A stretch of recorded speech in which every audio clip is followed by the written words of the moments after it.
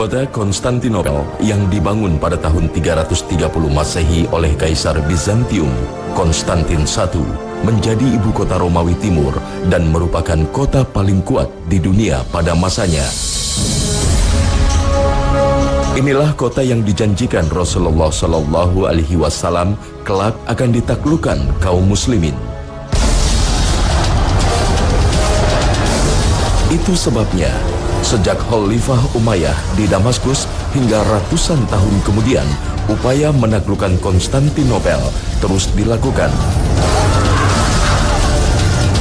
Namun tidak ada satupun yang berhasil.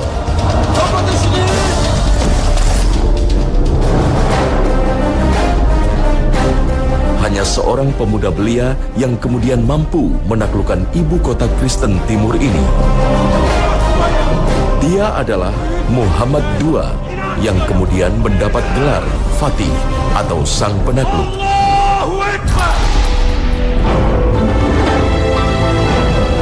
Muhammad Al-Fatih adalah Sultan Utsmani atau dinasti Ottoman generasi ke-7.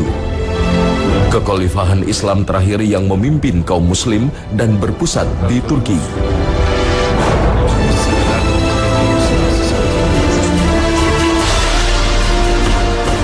Semuanya berawal dari janji Rasulullah Shallallahu Alaihi Wasallam kepada umatnya.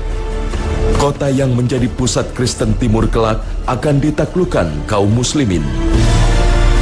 Namun Rasulullah Shallallahu Alaihi Wasallam tidak menjelaskan secara rinci kapan dan siapa yang menaklukkan kota Konstantinopel. Janji Rasulullah Shallallahu Alaihi Wasallam inilah yang memotivasi kekhalifahan Turki Utsmani untuk terus berupaya mewujudkan janji itu. Abdullah bin Amr bin As ditanya, ayyul madinataini tuftahu awwala. Dari dua kota ini mana yang akan ditaklukkan duluan? Al-Qustantiniyah atau Rumiyah? Konstantinopel atau Roma? Dan dia mengatakan, dulu pun kami waktu bersama Rasul, beliau pernah ditanya dengan pertanyaan yang sama. Dan beliau menjawab, yang akan ditaklukkan duluan adalah Madinatu Herakl, kotanya Heraklius. Dan kotanya Heraklius adalah Konstantinopel. Itu hadis yang pertama. Hadis yang kedua adalah disampaikan Rasulullah SAW, la taftahunna al-Qustantiniyah fala ni'mal amiru amiruha wala ni'mal jaishu dzalikal jaish. Kalian pasti akan menaklukkan Konstantinopel. Yang berhasil menaklukkannya, pemimpinnya adalah pemimpin yang luar biasa baiknya, luar biasa hebatnya. Dan demikian juga pasukannya adalah pasukan yang luar biasa. Hadis inilah yang kemudian sangat menginspirasi keluarga besar Muhammad Al-Fatih, karena mereka adalah pemimpin di Turki saat itu. Dan merekalah yang membawa Islam ketika Islam baru saja runtuh di negeri Andalus. Janji Rasulullah Shallallahu Alaihi Wasallam inilah yang membuat Sultan Murad II mempersiapkan dengan cermat untuk menaklukkan Konstantinopel.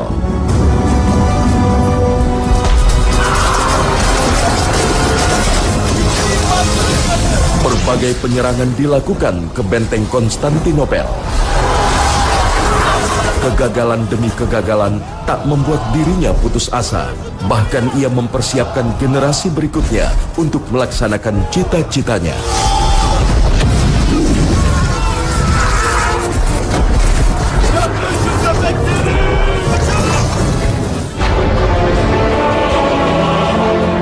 Sayang, putranya Muhammad Sani yang masih kecil sulit untuk diandalkan.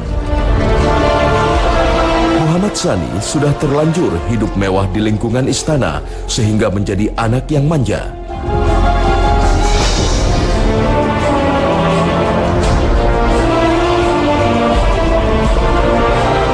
Ia selalu berlindung di bawah kebesaran sang ayah sehingga menyulitkan para ulama yang didatangkan ke istana untuk mendidiknya. Hingga akhirnya kelembutan dan ketegasan dua ulama besar berhasil menundukkan Muhammad kecil, Aksyamsuddin dan Muhammad bin Ismail Al-Qurani. Di tangan Aksyamsuddin, sang guru, Al-Fatih belajar banyak hal. Ia berhasil menghafal Al-Quran dan menguasai ilmu lainnya.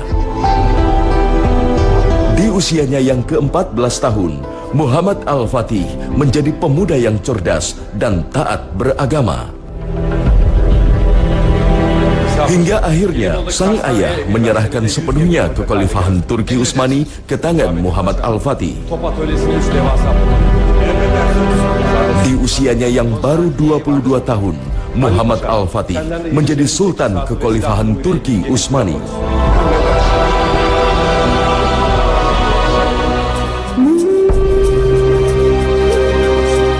Al-Fatih membangun kesultanan serta tekun mematangkan persiapan untuk menaklukkan benteng Konstantinopel.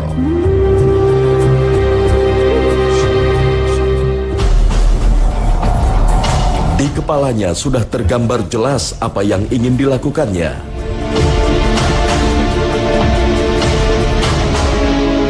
Dua tahun masa kepemimpinannya, pada usia 24 tahun, Al-Fatih berhasil membangun 200.000 pasukan, termasuk pasukan khusus yang terlatih. Seluruh keahlian pasukannya ditunjang dengan gemblengan rohani yang matang.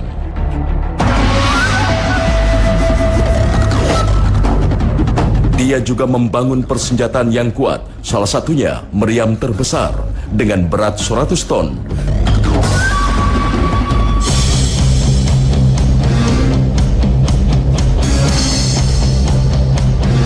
Semua itu diperkuat dengan 400 kapal perang.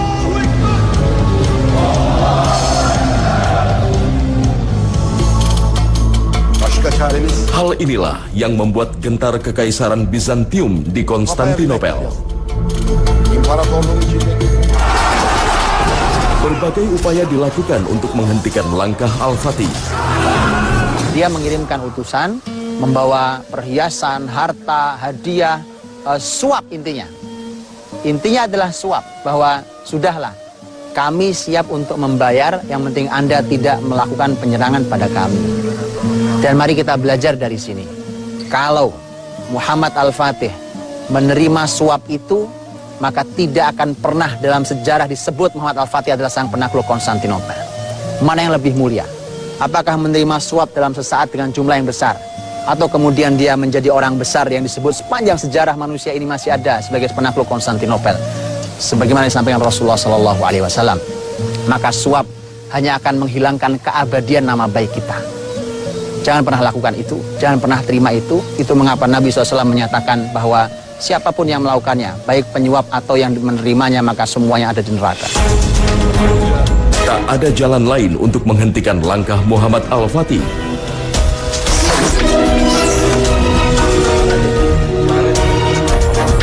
Konstantinopel terpaksa meminta bantuan ke Roma dengan konsekuensi Bizantium mengikuti aliran Roma.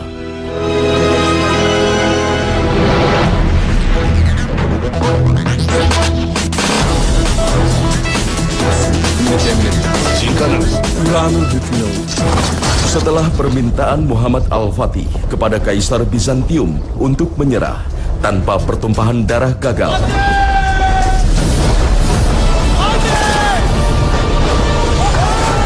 maka saatnya pun tiba. Pada tanggal 6 April 1453, Muhammad Al-Fatih memulai serangan umum ke kota Konstantinopel dari darat dan laut.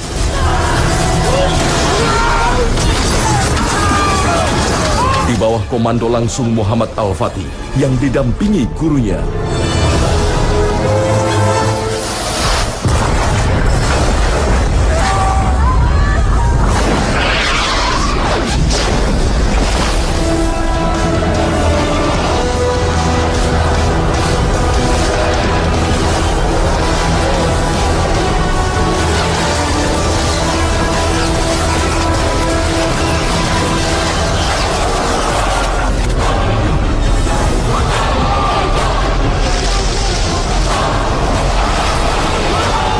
Panah-panah dan ketapel api melesat menghujani benteng Konstantinopel.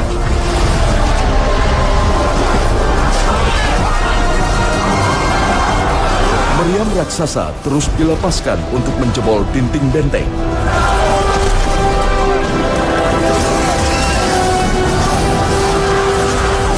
Sementara dari arah laut, kapal-kapal muslimin yang mencoba menyerang mendapat perlawanan dahsyat dari pasukan bantuan dari Eropa. Kapal-kapal muslimin yang mencoba menembus Selat Golden Horn atau Tanduk Emas gagal lantaran terhalang oleh besi-besi baja yang melintang menutupi selat.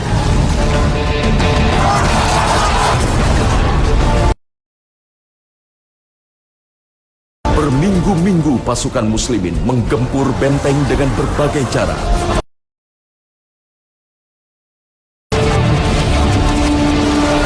Upaya untuk menembus melalui jalur bawah tanah pun dilakukan.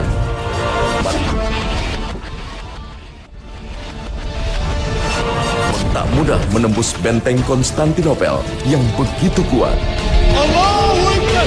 Allahu Akbar!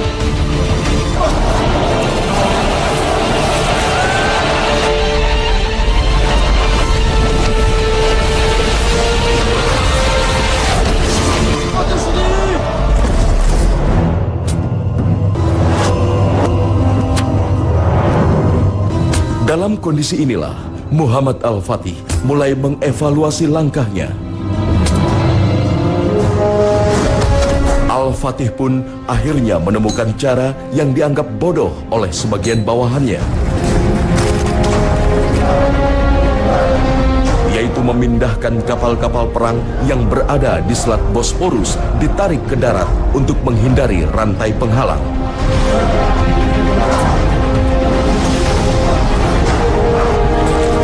Dalam waktu semalam, 70 kapal sudah pindah di perairan Tanduk Emas melalui jalur darat dan perbukitan yang terjal.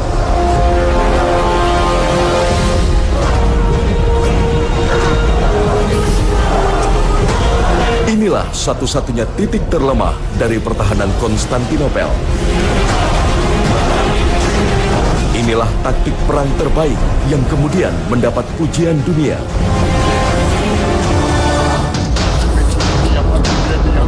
Muhammad Al-Fatih harus menyelesaikan serangannya dengan kemenangan. Maka pada hari Senin, 28 Mei 1453, ia dan pasukannya melakukan puasa sunnah. Allahu Akbar. Allahu Akbar. Malam harinya bertakohu, mendekatkan diri kepada Allah Subhanahu wa Ta'ala. Saat dia datang ke tenda gurunya yang dikawal itu, kemudian Muhammad Al-Fatih minta izin pada para pengawal agar bisa bertemu sang guru. Ternyata para pengawal menolak karena mengatakan bahwa sang guru hari ini tidak mau diganggu. Maka Muhammad Al-Fatih terpaksa harus melakukan cara lain. Dia robek tenda gurunya dengan pisau. Begitu robek, dia lihat ternyata gurunya sedang dalam keadaan sujud yang sangat lama. Inilah sujud guru yang mendoakan murid-muridnya. Mana hari ini guru yang dalam kesendiriannya mendoakan murid-muridnya. Kekhusyuan sang guru akan sangat berpengaruh bagi kebesaran murid-muridnya. Keikhlasan hati yang diberikan sang guru akan sangat berperan besar kepada keberhasilan anak muridnya.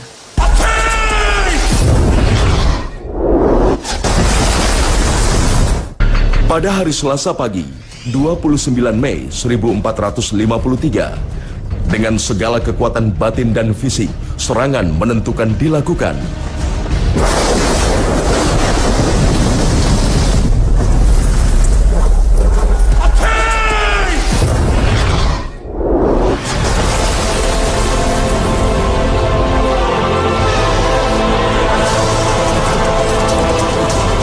Takbir dan teriakan ulama yang menggelorakan semangat jihad menjadi penentu nasib Konstantinopel.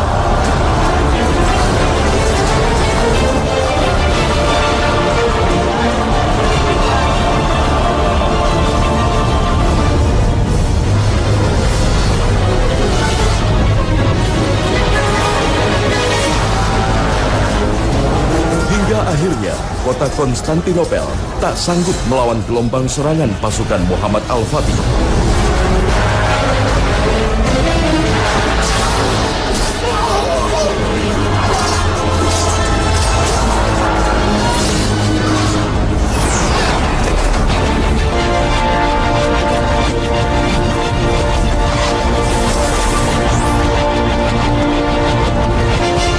Konstantinopel jatuh di tangan kaum muslimin.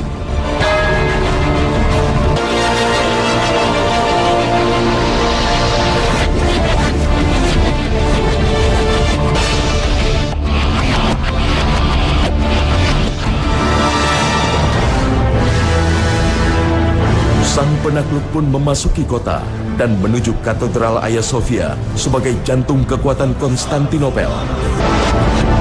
Disinilah sang penakluk menunjukkan jiwa kesolehannya sebagai seorang muslim sejati.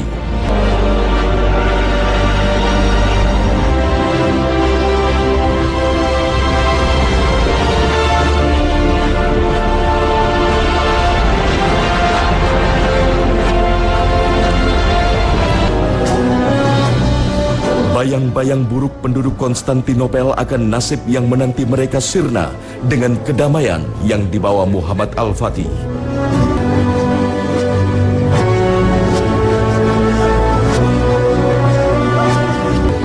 Ia memberikan kebebasan dan toleransi pada siapapun yang ingin tinggal di kota ini. Korkmayın. Bundan böyle canımız bir, malımız bir, kaderimiz bir.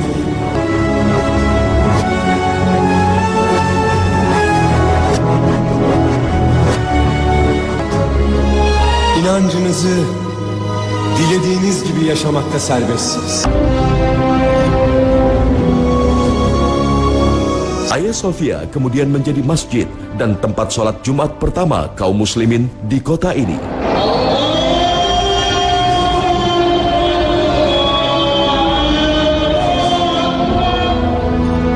Nama Konstantinopel kemudian diubah menjadi Islambul atau kota Islam yang kemudian populer dengan sebutan Istanbul.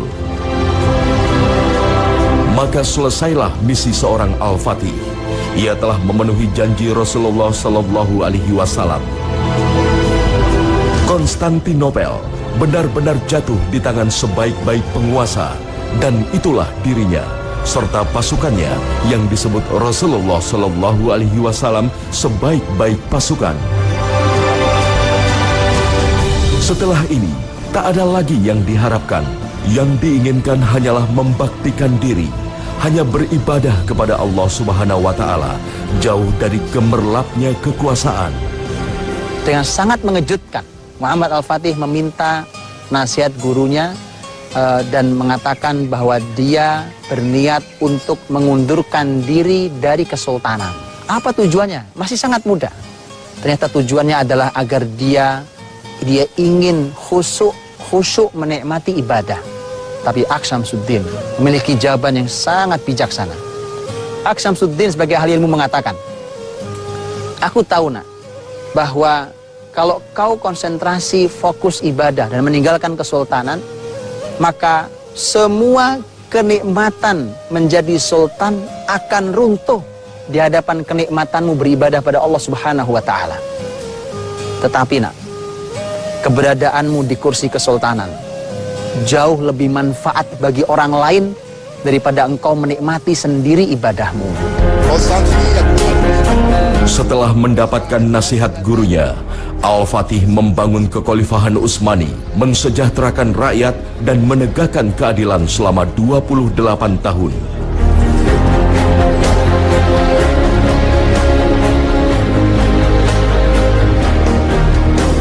Hingga akhirnya Al-Fatih menghembuskan nafasnya yang terakhir dalam perjalanan dengan pasukannya untuk menaklukkan sebuah negeri. Entah negeri mana, sejarawan berbeda pendapat soal ini. Mungkinkah Roma yang menjadi tujuannya untuk menggabungkan kebesarannya memenuhi janji Rasulullah Sallallahu Alaihi Wasallam? Wallahu alam. Rahimahullah, Muhammad Al-Fatih.